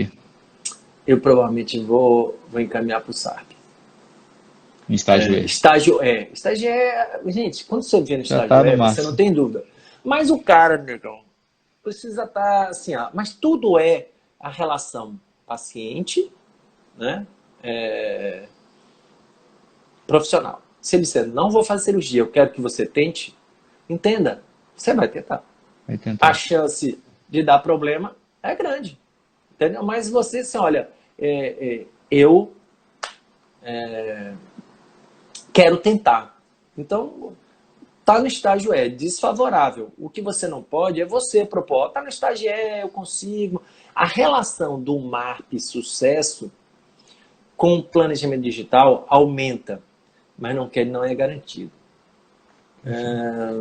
O Gustavo Mascarenhas perguntou sobre o planejamento virtual. É muita pergunta, a gente fica doidinho aqui. Pessoal, deixa eu responder o que dá aqui. A corte de perfuração vai em toda a extensão do palato duro? Eu acho que você respondeu isso, né? Sim. Toda, da terceira ruga palatina até o palato duro. Todo o restante do palato duro. Sim. Já houve algum caso que mesmo com corte não abriu e teve que mudar o protocolo de junção para cirúrgica? Olha, já teve paciente que eu instalei o MARP, fiz a corte de perfuração, não abriu, esperei 3 meses, instalei o aparelho de novo, né? E fiz a corte de perfuração e não abriu, e a gente mudou de planejamento, ele não quis fazer SAP. Parabéns, Rodrigo e Henrique, pela live. Henrique, se der tempo, você tem algum protocolo de higienização para estes pacientes? Liliana Montagliati, um beijo para você. Grande beijo, Liliana. Obrigado.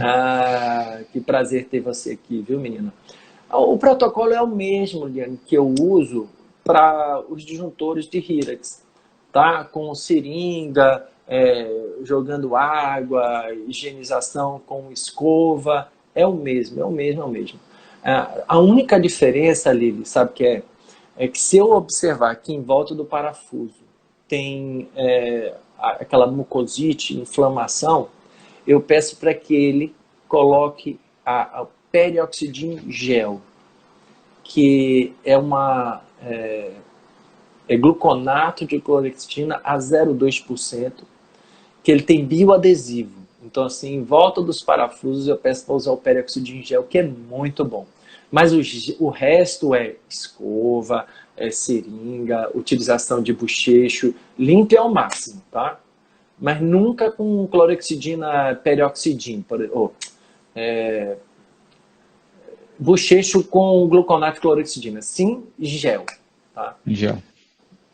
Tem mais pergunta aqui, deixa eu ver se eu abrir aqui. Já vai aparecer para ti aí. Você vê diferença nessa expansão em relação ao que se consegue com o sistema autoligar passivo? Muita. Tipo assim, uma coisa, outra coisa. É tipo assim, aqui eu tenho uma expansão ortopédica. Eu estou abrindo a sutura mediana palatina em torno de 9 milímetros, 8 milímetros. Então eu tenho, sem forçar, sem inclinar dentes. Tá? Então, assim, o que eu faço? Eu tenho que fazer uma avaliação para saber o que eu preciso. Se é uma expansão dental-alveolar, expansão dental-alveolar. Se é uma expansão ortopédica, expansão ortopédica. E é interessante, aqueles mais assim, que gostam, por exemplo, do sistema de aplauso de gato, como eu amo. Eu só uso o Rodrigo também, né? Eu amo. Mas se você pega um paciente e faz esse índice de Onsen, que é simples, né? E antes e depois com o aparelho autoligável, você não ganhou osso. Você não aumentou a distância entre os centros de resistência. Quando você faz com o MARP, você tem. Casos de insucesso, às vezes volto tudo e começo de novo. Foi o que eu fiz. Em casos de insucesso, foi o que eu fiz. Não é que eu volte, eu tiro o aparelho, porque o meu aparelho, ele saca da boca, ele quebra, né? Então, o meu aparelho, como ele é colado, ele tem essa vantagem. Ele sai da boca do paciente. E aí eu espero 3 meses, faço a corte de perfuração e eu até hoje só tive um caso lá de Aracaju que não abriu de jeito nenhum. Tá? Então, é isso mesmo. Uma pessoa perguntando em relação à instabilidade. Qual é o grande lance de você usar o MARP. Por que assim, eu acho bacana? Porque a estabilidade, a gente sabe que quando você expande 11 milímetros no paciente adulto, a tendência, deixa eu ver se eu acho aqui essa imagem, a tendência de recidivar é grande por conta da distensão da mucosa, igual na cirurgia ortognática, gente. Então, assim, quanto maior a disjunção, maior a necessidade de estabilização. Então, assim, se você acha que você fez um ganho muito grande, né, da parte esquelética, você fez antes e depois você viu que ganhou mais, deixa esse torno na boca do paciente. Isso aqui, se você achar que ganhou muito, houve muito ganho esquelético, aí você pergunta assim, e o ganho esquelético, ele é estável? Claro que não é. Nas cirurgias ortognáticas não são. Entendeu? Então, assim, qual a diferença? Você pode deixar o torno até 1 ano na boca do paciente, se você achar por bem, dá uma boa estabilidade. Então, o bom é que você corta os bracinhos do disjuntor, olha aqui, ó, tá vendo? E deixa na boca do paciente. Então, se você precisa, por exemplo, ganhar um continente ósseo e dentário, aí você vai associar o MARP ao aparelho autoligável, ou o aparelho Edgewise, qualquer aparelho que você domine. O importante é você dominar o aparelho. Tá? Então você vai fazer isso. E você vai manter, porque quanto mais tempo o MARP permanecer na boca, quanto maior a necessidade de permanência do MARP no palato, melhor. Olha o Francisco falando, também penso assim, deixa em torno de 1 ano a 1 ano e meio. Já fica bastante. 1 ano e meio, eu vou falar uma coisa feia, posso falar? Mas clinicamente 1 ano e meio, imagine que é um paciente. É um paciente, é complicado porque é difícil, né? É difícil.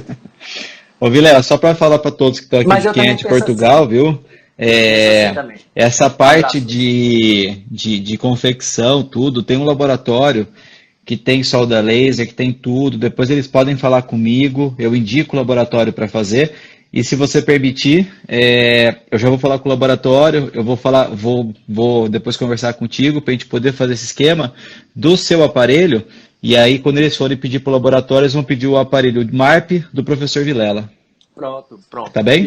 Porque daí quem assistiu, viu, já começa a divulgar. Eu vou deixar. Eu vi uma pergunta do ERT, onde eu consigo as bases dos brackets. Eu consegui isso aqui de uma doação, tá? De uma doação, olha aqui. O aparelho que eu uso é esse aqui. Quem quiser dar um print na tela, é esse aqui, ó. Tá? Ele tem esse apoio oclusal. Ele tem esse apoio oclusal aqui. E tem uma base de bracket, base de tubo de molar, base de pré-molar, base de pré-molar, base de pré-molar, base de tubo de molar. Então ele é confeccionado assim e a gente instala e cola. O Ed perguntou onde é que eu consegui. Eu consegui uma doação, tá, da Adtech. Adtech, o Alexandre Galo, eu pedi, me manda aí as bases.